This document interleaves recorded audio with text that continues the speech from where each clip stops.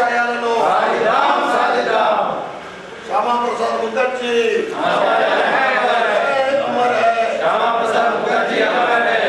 మరి ఈరోజు 125వ జయంతి శ్యామాప్రసాద్ ముఖర్జీ గారిది. మరి దాని సందర్భంగా భారతీయ జనతా పార్టీ నిజామాబాద్ కార్యాలయంలో మరి ఒక కార్యక్రమాన్ని నిర్వహించడం జరిగింది.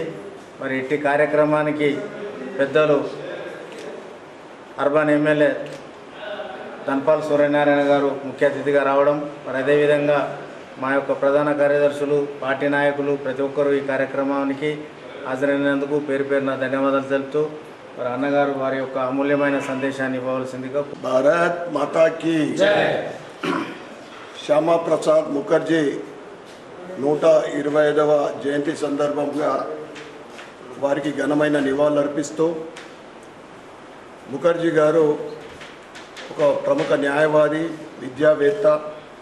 తన 33వ సంవత్సర వయసులోనే కలకత్తా యూనివర్సిటీకి వైస్ ఛాన్సలర్గా పనిచేసిన ఘనత ఆయనకు దక్కుతుంది.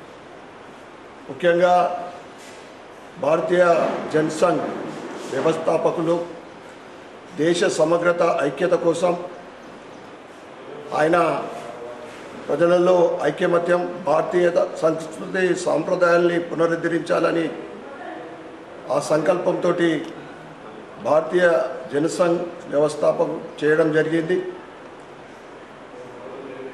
1952 మొట్టమొదటి కేంద్ర ప్రభుత్వ క్యాబినెట్లో భారీ పరిశ్రమల శాఖ మంత్రిగా పనిచేయడం జరిగింది. ఏదైతే దేశానికి ముప్పుగా భావించిన 370 ఆర్టికల్ అది ఎప్పుడైనా ప్రమాదకరమని ప్రభుత్వానికి నిలదీసి తన మంత్రి పదవికి రాజీనామా చేసి ఆయన కశ్మీర్ పోవడం జరిగింది.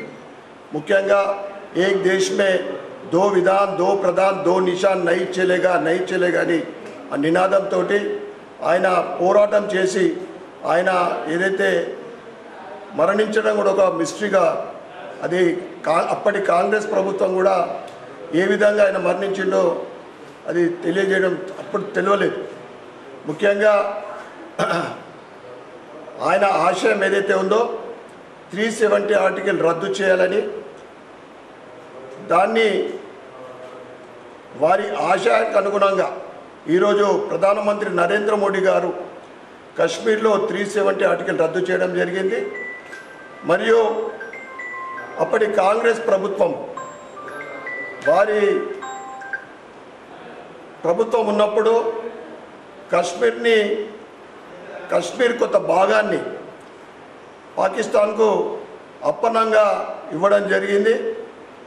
ఆక్రమిత కశ్మీర్ మళ్ళీ మన భారతదేశంలో కలవడమే లక్ష్యంగా ఏదైతే మొన్నటి ఆపరేషన్ సింధూర్ ఉగ్రవాదులు పాకిస్తాన్ ఆక్రమిత స్థావరాలపైన, ఉగ్రవాదుల దాడులపైన ఆపరేషన్ సింధూర్ ద్వారా మన సత్తా ఏంటిదో పాకిస్తాన్కు తెలియజేయడం జరిగింది. అంటే మొత్తం మీద ఈరోజు ప్రధానమంత్రి నరేంద్ర మోడీ గారు శ్యామా ప్రసాద్ ముఖర్జీ ఆశయాలకు అనుగుణంగా వారి జీవిత కోరిక ఏదైతే ఉండేనో 370 ఆర్టికల్ రద్దు, ఆ తర్వాత ఆక్రమిత కాశ్మీర్, పాకిస్తాన్ ఆక్రమించిన మన కాశ్మీర్ని కూడా మళ్ళీ తీసుకురావడమే లక్ష్యంగా ఈరోజు ప్రభుత్వం పనిచేస్తూ ఉంది. ఈరోజు భారతీయ జనతా పార్టీ జిల్లా కార్యాలయంలో నాయకులు, కార్యకర్తల మధ్యన ఈ కార్యక్రమం చేయడము నిజంగా ఈ సందర్భంగా అర్బన్ మరియు నిజామాబాద్ జిల్లా రాష్ట్ర ప్రజలందరికీ కూడా ఈ సందర్భంగా శ్యామా ప్రసాద్ ముఖర్జీ జయంతి సందర్భంగా అందరికీ కూడా శుభాకాంక్షలు, శుభాభినందనలు తెలియజేస్తా ఉన్నాం. భారత్ మాతాకి జై.